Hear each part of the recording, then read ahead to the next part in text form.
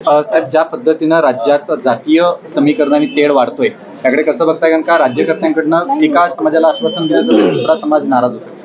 मला असं वाटतं आता ह्या सर्व समाजांना ही गोष्ट समजणं गरजेचं आहे. मी इतकी वर्ष या माझ्या भाषणांमधनं मुलाखतीमधनं मी सांगत आलो, या जातीपातीतलं काही होणार नाहीये. हे सगळे पुढारी हे जातीपातीमध्ये द्वेष पसरवून फक्त मतं हातात घेतील आणि बोळसटपणे हे मतं देतील देखील. पण हे त्यांच्या पुढच्या येणाऱ्या पिढ्या, म्हणजे मी काल तर ते एक कोणीतरी मला क्लिप पाठवली, त्याच्यामध्ये लहान लहान मुलं जातीवरनं बोलतात एकमेकांशी.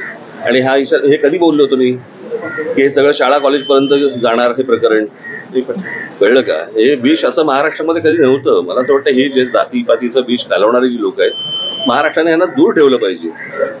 किती आवडलेलं काही असलं, की आवडता पक्ष असेल ना तर अजून आवडती व्यक्ती, पण असलं जर विष घालवणार असेल तर पुढच्या पिढ्यांनी कसं जगायचं?